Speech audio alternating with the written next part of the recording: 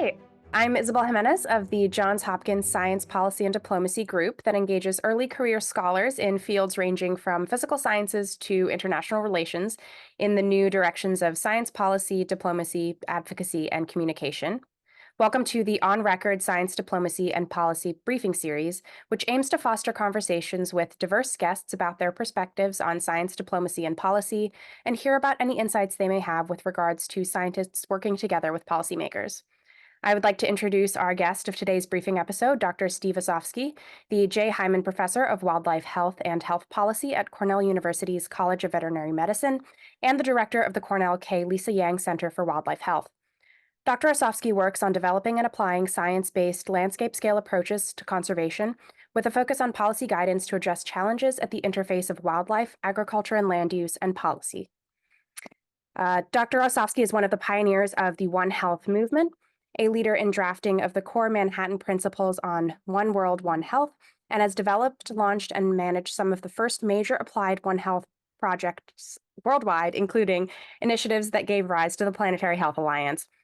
He also previously served as an American Association for the Advancement of Science, and Diplomacy Fellow. Hi, Steve. It's great to have you Hi. with us. Good to see you, Isabel. Thanks so much for taking the time to do this interview with us. Thank you. So, Steve, you and I first met back in 2016 when I was a vet student at Cornell. It's kind of hard to believe it's been 8 years now. Oh, my goodness. But I'm sure our listeners would love to hear just an overview of your path to your current position and particularly how your time as a fellow with AAAS shaped your outlook on science policy and the roles that scientists play in shaping that policy. Sure. Well, in terms of the pathway, I'll try and be brief. I graduated from the Cornell Vet School, then it was the New York State College of Veterinary Medicine at the time, in 1989, and it was very important to me at that stage of my career to become what I call clinically competent and confident. And like I'm sure I urged you to do, I went and did a small animal medical surgical internship right after graduation to sort of get those skills solidified, because when you first graduate from vet school, especially if you want to do wildlife, you need some intensive regular clinical experience. That was a wonderful experience, and one of the reasons I did a medical surgical internship is I really wanted to work in a high quality environment where I'd have sort of the Mercedes level of equipment and technologies, because I knew my career was going to take me into the developing world. I did a second fellowship right after that at the Fossil Rim Wildlife Center in Texas. Fossil Rim has one of the most amazing collections of free-ranging African wildlife in the United States. So it's kind of a living laboratory, particularly for those of us who really needed to develop skills in field anesthesia, field immobilization. So that was all really good training for what I was ultimately heading for, which was to work for an African wildlife department. And this was really right before email was a thing. So I wrote a lot of letters. I don't know, Isabel, if you know what a letter is. It's a piece of paper you write on it and put it in a. I've heard of them, yeah. You've heard of them? Good. I wrote letters to African wildlife departments, probably around 25, 26 letters. And I actually heard back from 3 or 4 countries from their national governments. And Botswana was one of the countries that replied and said, yeah, we think we might need a wildlife vet. We'd like to meet you. I got some funding. And very long story short, I eventually was hired as the first wildlife veterinary officer for the Botswana Department of Wildlife and National Parks. And I was there from 1991 to 1994. And it was another transformational experience, a great mix of hands-on clinical work, research, and policy. And what was interesting at that point in time, we were helping biologists collar elephants, to help delineate which landscapes they really needed to have over time for long-term population survival. We were rescuing rhinos that were actually being literally shot at while we were out catching them. There was a poaching crisis at the time. And at the same time, because there'd never been a wildlife veterinarian in the Department of Wildlife and National Parks, they had no policies on things like, when do we intervene? And I had to draft a policy, for example, that when tourists happen to see two lions that have fought and one of them's injured, we don't intervene. That's a natural thing. But if there's an elephant with a snare on its leg or an animal that's been hit by a car in a national park, we might intervene because that's a human-induced thing. So there was a lot of opportunity to draft some guidelines and higher level policies in that environment. But I also started to worry that some of the changes that I was seeing in Southern Africa we're not necessarily always benefiting in real time from the type of science, applied science, but that we were generating. We were definitely producing some important work in terms of the health and distributions of wildlife across the whole country. And yet there are other factors, agriculture, mining, other land uses, livestock, that were obviously, related to what happens to the overall conservation endeavor in any given place. This is not unique to Botswana. And at the same time, in the early 90s, Botswana was a USAID bilateral presence country. And I worked as a Botswana government employee. I wasn't there on some sort of foreign aid project or anything like that, but I saw USAID projects around the country. And frankly, as an American and as a taxpayer, I had some questions. I didn't quite understand why certain things were being prioritized and certain things being neglected in terms of the US approach to foreign assistance. And when I finished my term in 94, they asked me to stay, but I decided I wanted to move on to something different. Came back to the States, went back to Fossil Rim for a while and ran their animal health program, did a lot of training of both American and foreign students. But that's when I heard about AAAS. And that really motivated me because I thought I was in Botswana, in Southern Africa, didn't understand my own government's approach to foreign assistance. And here's this opportunity to enter, the world of our federal government through AAAS. And I ended up getting what was the one position I really wanted, which was on the USAID biodiversity team, which in those days was probably the largest single bilateral funder of conservation in the world.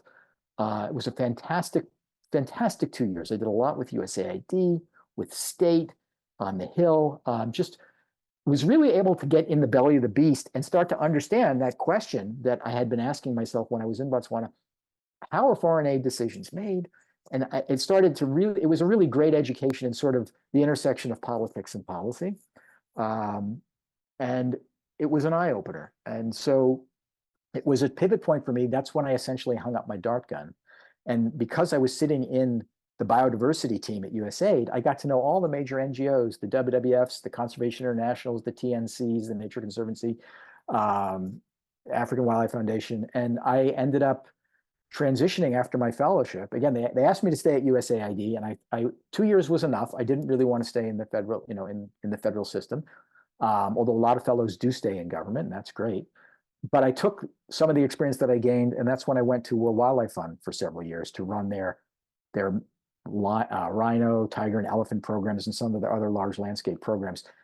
Not really in my veterinary capacity, more as someone who understood conservation and development. But I started to miss using the skills that I had developed, including the thought skills and the thought processes that we as veterinarians, I think, are trained for, our problem-solving skills from a health point of view. And I saw a lot of health issues that weren't necessarily getting addressed in WWF projects. And I pitched an idea to WCS, Wildlife Conservation Society, because they were the only big conservation NGO with a veterinary program. I said, you guys are doing a lot of field work. They had field vets doing important work around the world, handling animals, doing diagnostics, but they had no policy component. And I said, if you can help me get a couple years of funding, some runway, I'd like to help WCS build a policy program. And at the time, Billy Karish said, I'll give you 2 years. And I left WWF, came to WCS, and I was there for 14 years. And I helped work with Billy and Bob Cook and others to really add a One Health dimension, a policy dimension to what was a very strong field program. And we got involved in global avian influenza surveillance. And that's when I started also the AHEAD program, Animal and Human Health for the Environment and Development, which is really another science policy interface program focused on solving problems between the livestock and wildlife sectors, particularly in and around major conservation areas in Africa, which brought me back to Southern Africa and to Botswana, where I'm still working on solving some of the same challenges that I first saw in the early 1990s as the government's veterinarian. That wasn't as short an answer as I was hoping, but there you go.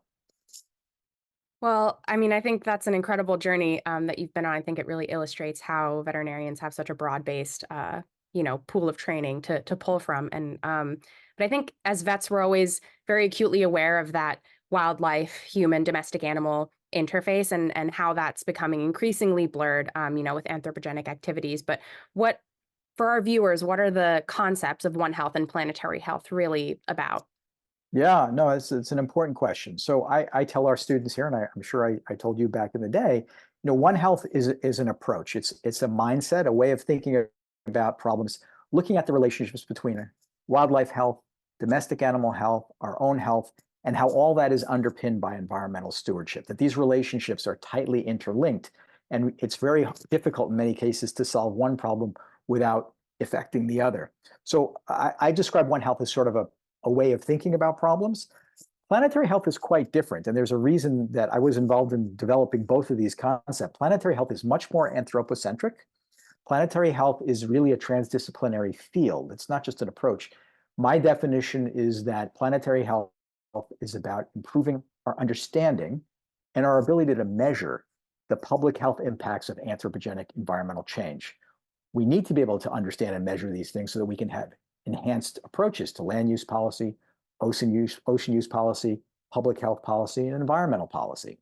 So One Health, when we originally conceived of it, it was really meant to look at animals, biodiversity, people in equivalent stakeholders.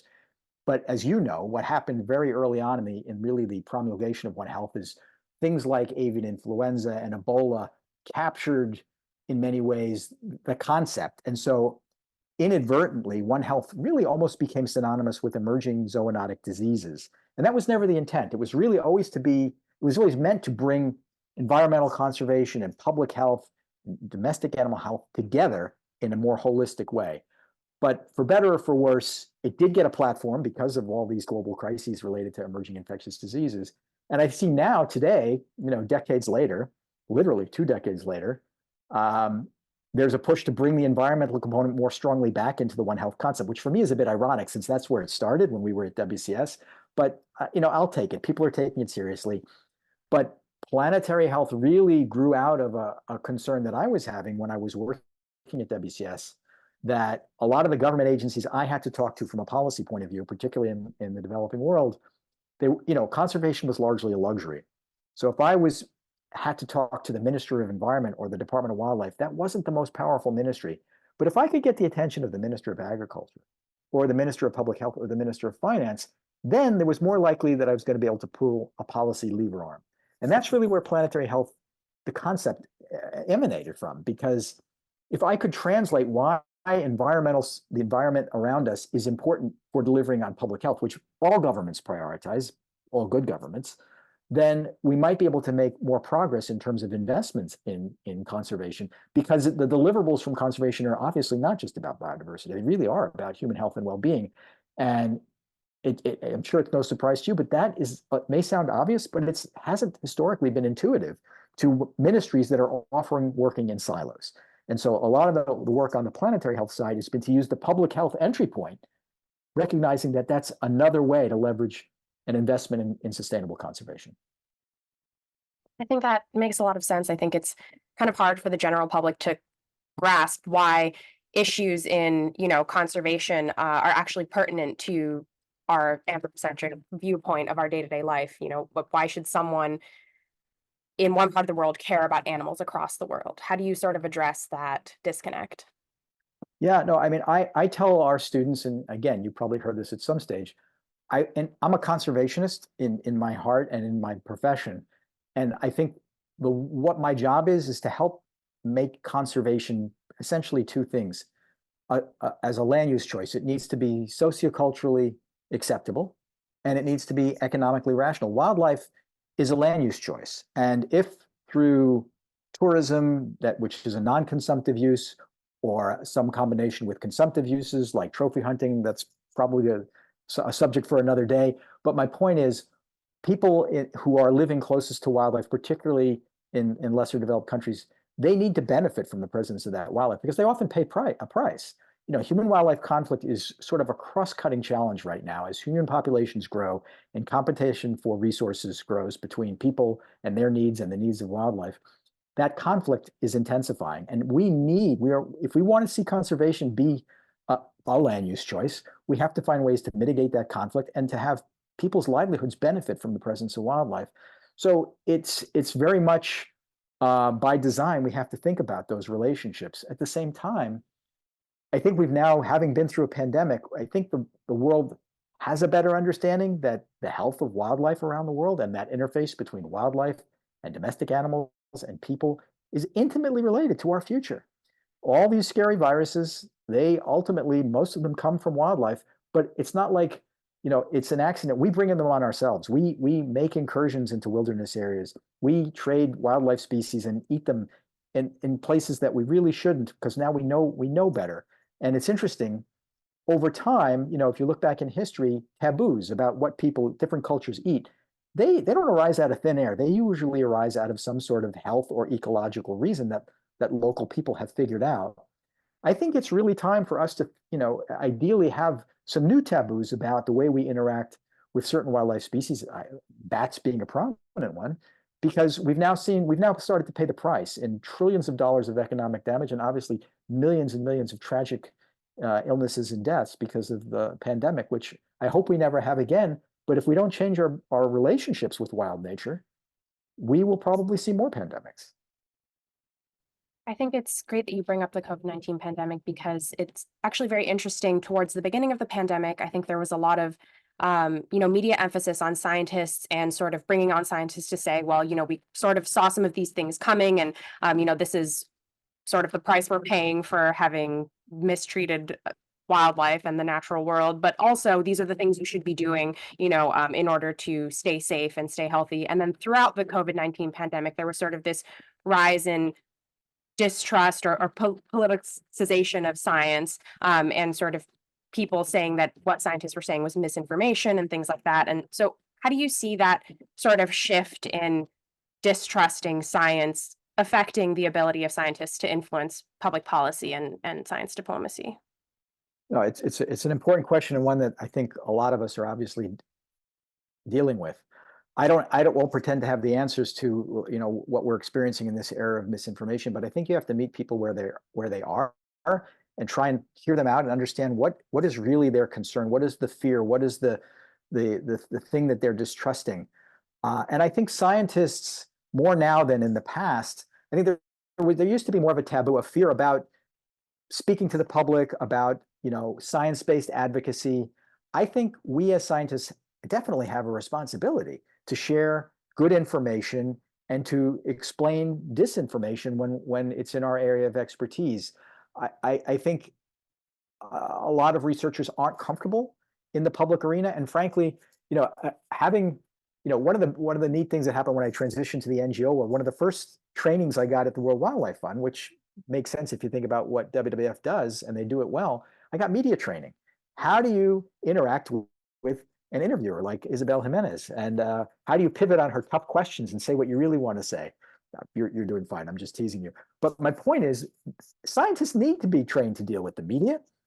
They need to be trained to deal with the public. And when I was recruiting veterinarians, when I was running the field veterinary program at WCS, most of the CVs I was seeing were, high caliber DVMs, DVM PhDs.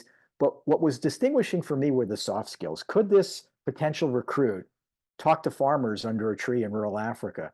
Could they talk to, Americans in the suburbs? Could they, not only present at a scientific conference to their peers, but talk to people assembled in the local elementary school about an issue they were concerned about? The ability to communicate to non-scientists is absolutely critical. And I still think we're not doing enough to make sure that our students that are graduating in these fields really get that. And so that's something we're working on at Cornell as well. I think that's some great advice for, scientists looking to sort of bridge that gap and communicate with people who might not be in their field, but who certainly have the capacity to understand the things that we're working on the science side. I think we probably have time for one more question. Do you want to share with us what your most proud accomplishment in your career is so far, if you had to pick one thing to put a flag on? Well, I guess my career meandering has led to a lot of different interesting points along the way. I'm very proud of the partnerships we've developed in Southern Africa and the work we've tried to progress harmonizing conflicts at the livestock wildlife interface, which are important both for, again, like we were discussing, economic development, poverty alleviation, but also to make conservation a sustainable endeavor. And obviously, I'm very excited to be directing the K. Lisa Yang Center for Wildlife Health at Cornell. We just got this extraordinary gift last month, and we are positioned to continue to do some really exciting stuff that we've been doing, but now also to grow strategically And built into this gift, which will give us not only new funds to do work now, but also endow us so that the center will be a permanent part of the university. A big focus of this gift is new training opportunities for that next generation. A lot of postdoctoral fellowships and training for veterinarians, a lot more resources to get our students out into the real world, particularly when they have, they're not in class in the summer. So I think firsthand, I think we are really trying to produce that next generation of leaders. And that's really, I'm proud of having pivoted at this point in my career from largely a career in the nonprofit sector, which I love, but I came back into academia, never thinking I would be an academic, because I want to give the next generation the benefit of the things that I've learned along the way, both the things I've done well and also the mistakes I've made, because you guys got to fix the messes that we won't have finished cleaning up. And I recognize that. So I remember telling you, I wanted to recruit you into my conservation army, and my list of recruits has grown pretty large since you graduated. So we're doing it. So I'm proud to be part of the team at Cornell, who's very focused on applied science and using science to influence policy. Well, congratulations on the recent development of the center. I'm sure you're going to do amazing things with those funds, and I'm excited to see where it goes. I think that might be all the time we have for the interview. So Steve, thank you on behalf of the entire team. Thank you for joining us today and sharing your insights for the On Record Science, Diplomacy, and Policy briefing series. It was really amazing to hear your thoughts, and I'm sure our audience feels the same. That was fun. It was great to see you again, Isabel. Talk to you soon. Bye-bye.